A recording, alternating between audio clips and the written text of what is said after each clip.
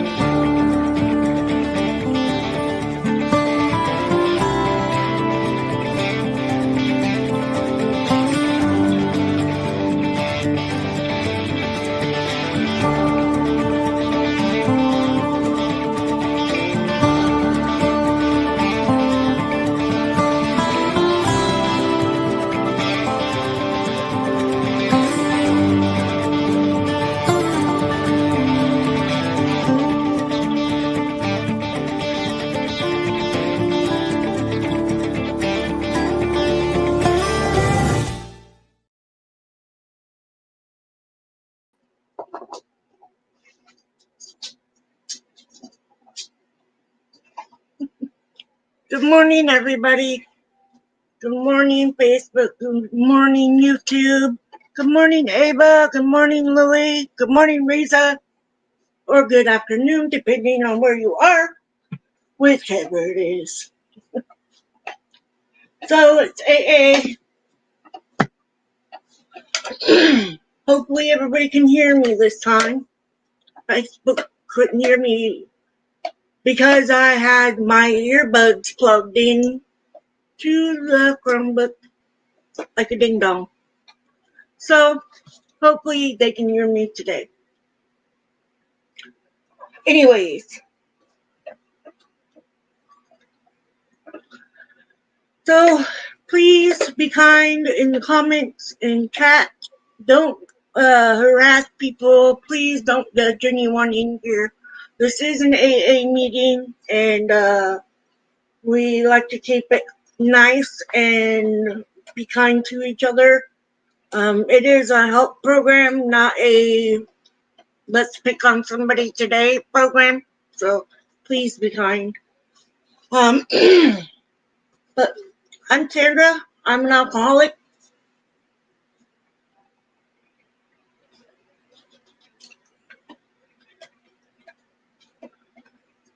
God, grant me the serenity to accept the things I cannot change, the courage to change the things I can, and the wisdom to know the difference. I always put in the description what book we're reading, what page we're on, what the name of that is that we are reading. So if you get confused, it's right there in the description of the video. So, 1.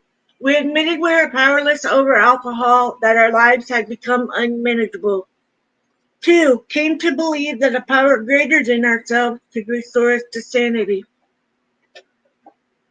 3. Made a decision to turn our will and our lives over to the care of God as we understood Him. And thank you for sharing, Lily. I appreciate that. 4. Make a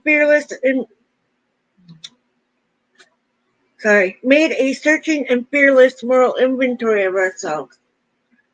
5. Admitted to God, to ourselves, and to another human being the exact nature of our wrongs.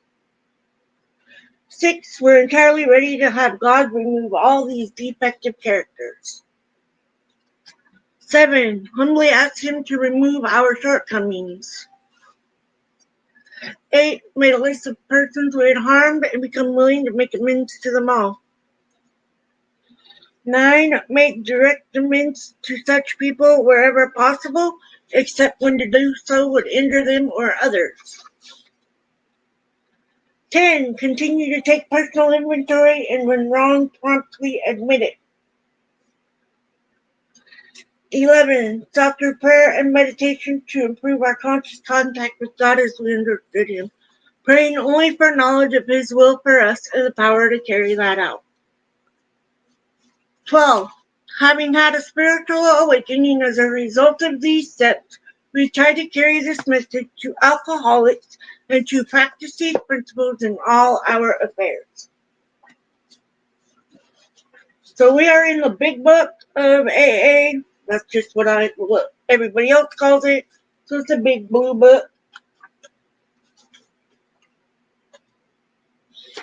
And we are on The Man Who Mastered Fear on page 246.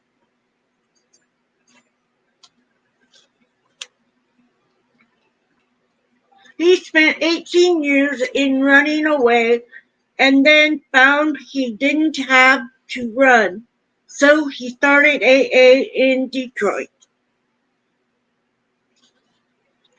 For 18 years, from the time I was 21, fear governed my life. By the time I was 30, I had found that alcohol dissolved fear for a little while. In the end, I had two problems instead of one: fear and alcohol. I came from a good family.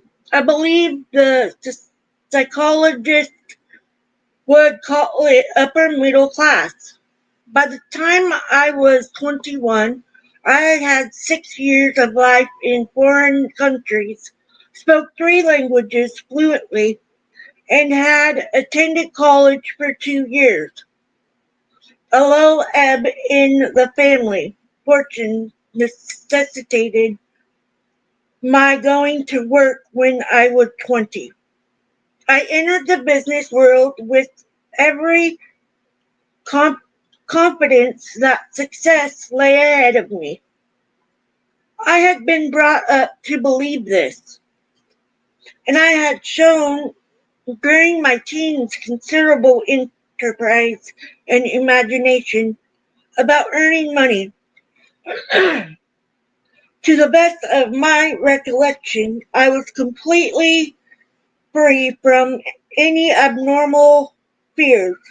Vacations from school and from work spelled travel to me, and I traveled with gusto. During my first year out of college, I had endless dates and went to countless dances, balls, and dinner parties. Suddenly, all this changed. I underwent a shattering nervous breakdown. 3 months in bed. 3 more months of being up and around the house for brief periods and in bed the rest of the time. Visits from friends that lasted over 15 minutes exhausted me. A complete checkup at one of the best hospitals revealed nothing. I heard for the first time an expression that I was to grow to lows. There is nothing organically wrong. Psychiatry might have helped, but psychiatrists had not penetrated the Middle West. Spring came and I went for my first walk. Half a block from the house, I tried to turn the corner. Fear froze me in my tracks, but the instant I turned back toward home, this paralyzing fear left me. This was the beginning of an unending series of such experiences.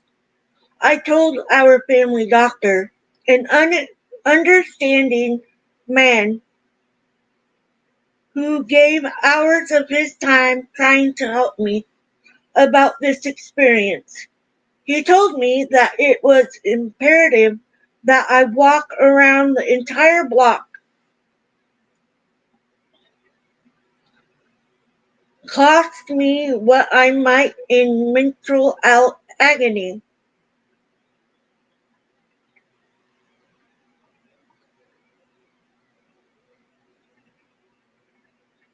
I carried out his instructions. When I reached a point directly back of our house where I could have cut through a friend's garden, I was almost the whole, I almost overpowered by desire to get home, but I made the whole journey.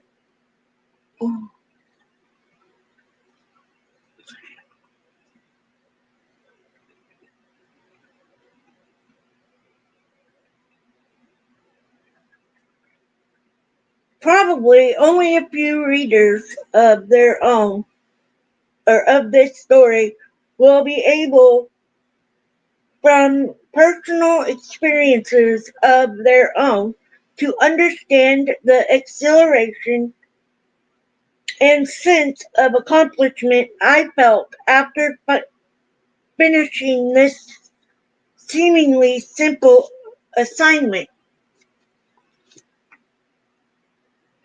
The details of the long road back to something resembling normal living.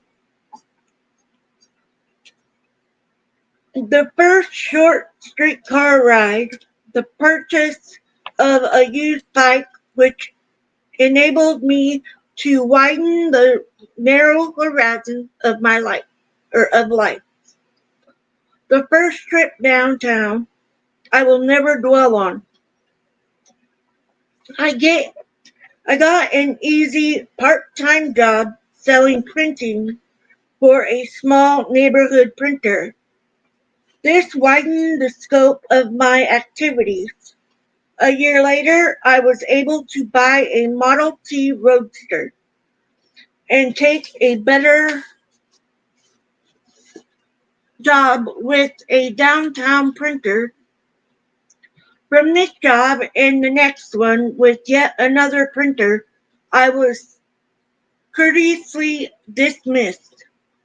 I simply did not have the pep to do hard, cold turkey selling. I switched to real estate brokerage and property management work. Almost simultaneously, I discovered that cocktails in the late afternoon and highballs in the evening relieved the many tensions of the day. This happy combination of pleasure, work, and alcohol lasted for 5 years. Of course, the latter ultimately killed the former, but of this more anon. Yeah, I get a drink of my soda.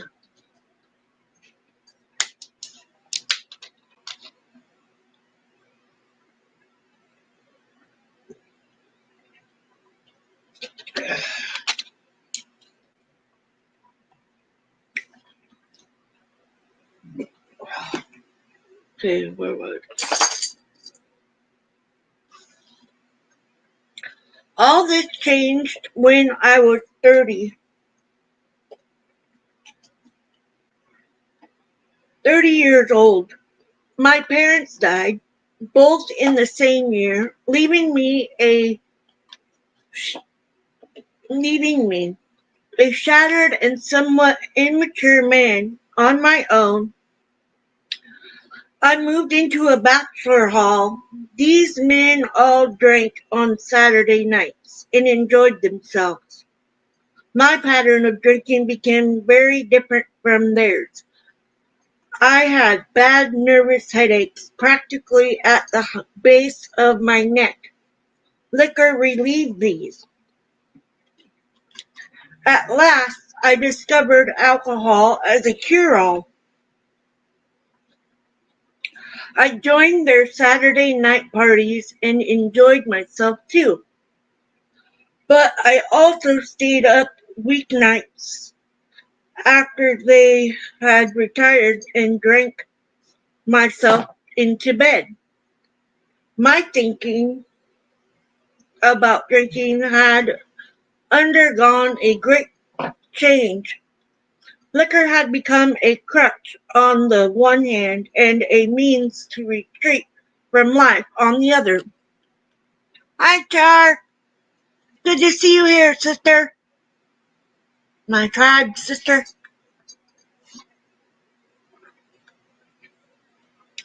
The ensuing 9 years were the Depression years,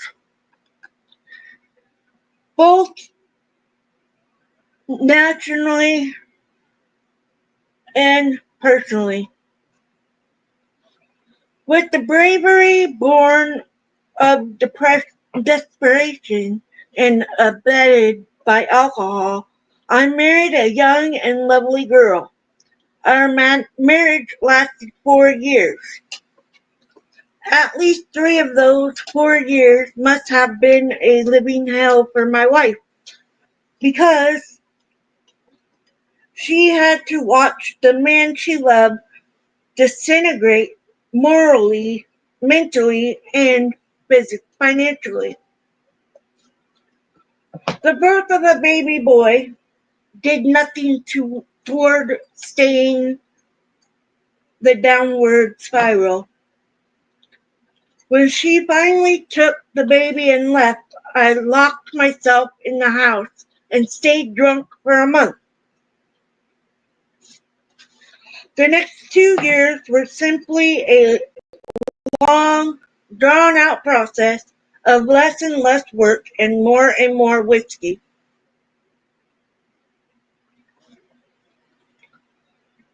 I ended up homeless, jobless, penniless, and rudderless,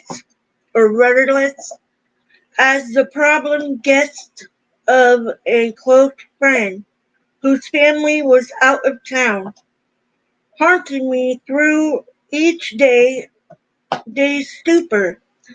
And there were 18 or 19 such days in this man's house, in this man's home, was the thought, where do I go when his family comes home? When the day of their return was almost upon me, and offing myself was the only answer I had been able to think of, I went into Ralph's room one evening and told him the truth. He was a man of considerable means, and he might have done what many men would have done in such a case.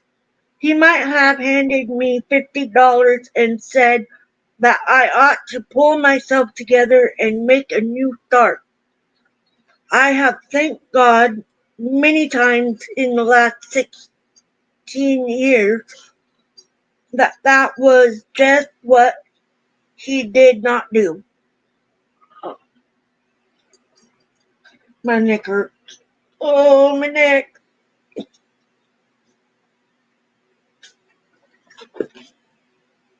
Instead, he got dressed, took me out, bought me 3 or 4 double shots, and put me to bed. The next day, he turned me over to a couple who thought neither was an alcoholic,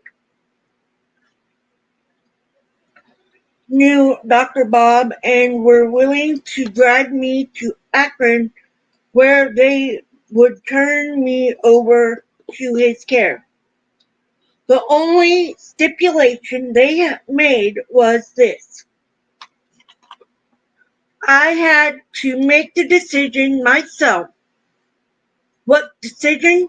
The choice was limited: to go north into the empty pine country and shoot myself, or to go south in the faint hope that a bunch of strangers might help me with my drinking problem. Well, offing myself was a last straw matter, and I had not drawn the last straw yet. So I was driven to Akron the very next day by these good Samaritans and turned over to Dr. Bob and the then tiny Akron group. Here, while I was in a hospital, men with clear eyes, happy faces, and a look of assurance, and pure eyes, happy face, sorry, purposefully, purposeful, purposefulness, about them came to see me and told me their stories. Some of these were hard to believe, but it, it did not require a giant brain to perceive that they had something I could use. How could I get it? It was simple, they said, and went on to explain to me in their own language the program of recovery and daily living that we know today as the 12 steps of AA. Dr. Bob dwelt on length on how prayer had given him release time and time again for the nearly overpowering compulsion to take a drink. It was he who convinced me because his own conviction was so real that a power greater than myself could help me in the crisis of life.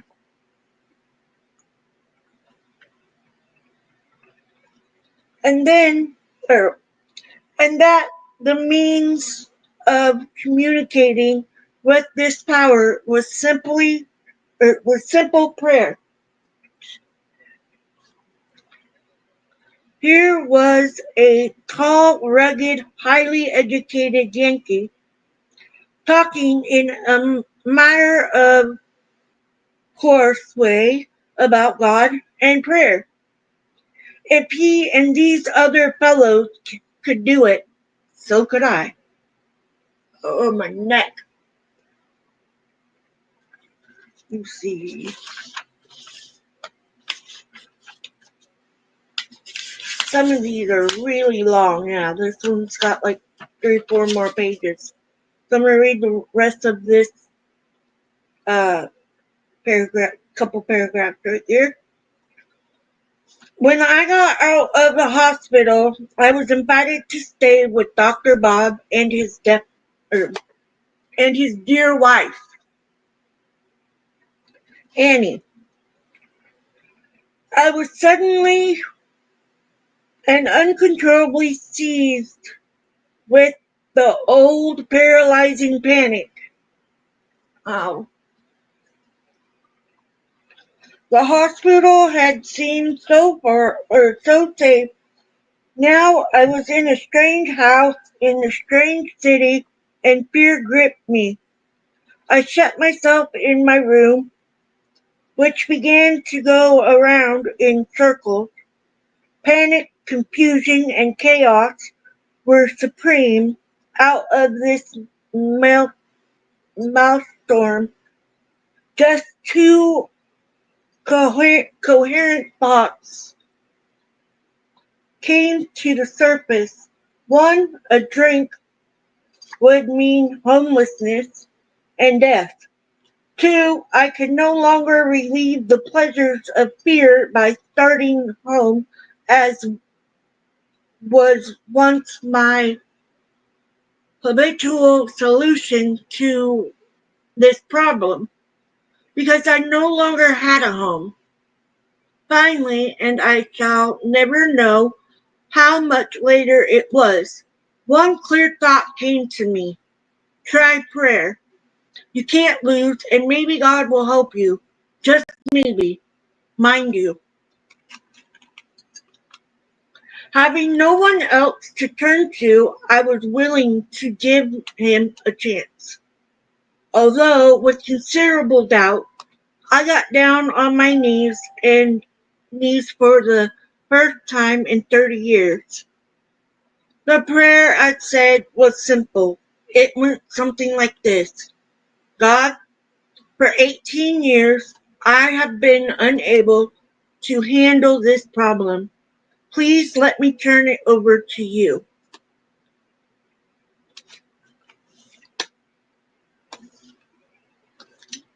And that's where we're going to stop today. Thank you, Ava, for going to Facebook and let me know. So, I didn't drink as long as this person, but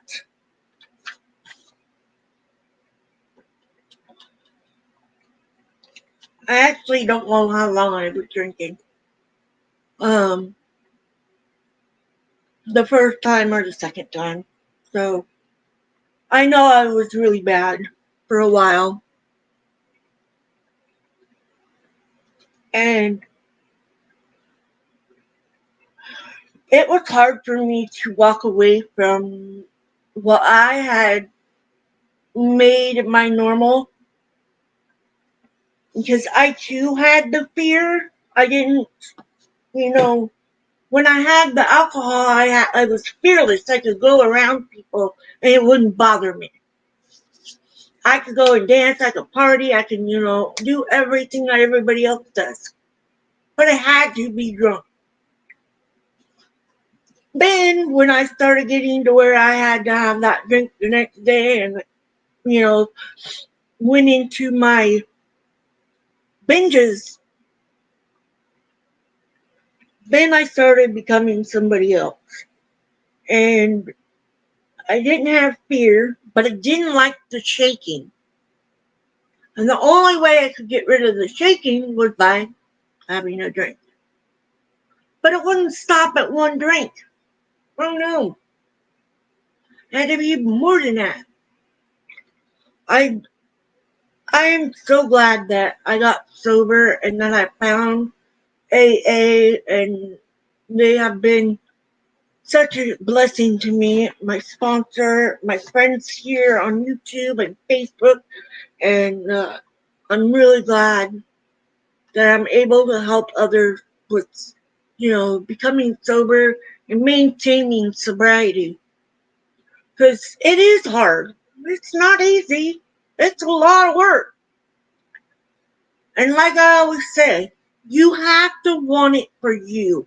Because no matter what, if you want it for somebody else, honey, it ain't going to work. You got to do it for yourself. You can't help anybody else until you help yourself. Same with loving somebody. You can't love somebody if you don't love yourself first. I don't always love myself, but I do almost all the time. I get my self pity thing going on, and you know. But yeah, so if you're struggling today, just know that you're not alone. Just know that there is help. You just have to want to go get that help. And like he had depression. Um, I realized when I was in my drinking days, I realized that my problem was depression and anxiety. So I got on meds for it. That worked for a while, and then I went back to drinking. Now I've been sober for 10 years in a few days, and I don't miss the alcohol at all. I don't. I don't want the alcohol. I don't like it. It's not nice to me. So I'm just glad that I can say no, I'm not going to get that drink.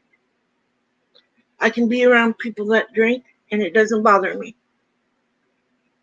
So, but with that, I'm going to say adios for today. And happy Thanksgiving. I hope you guys have a wonderful time with your family and friends. Reach out to people. Some of our friends are by themselves at this time of the year. So please reach out to them as well. And keep my friend in your prayers. He's got a long road ahead. He's going to be in the rehab for a year at least. Um, one whole hand is completely gone. So please keep him in your prayers for recovery and his family because I know they're hurting too. So With that, I love you guys, and I hope you have a wonderful day. And just always, always remember you're not alone. There's help everywhere. You just have to want it for you. And all you have to do is just look it up. Look up AA. There are meetings literally everywhere. And so please don't give up. Just find that somebody that helps you to stay sober, get sober, and find that support that you need. And I'm here to tell you it works. It really does. So I'm going to go ahead and read the Serenity Prayer, or read the daily reflection, and then say the Serenity Prayer.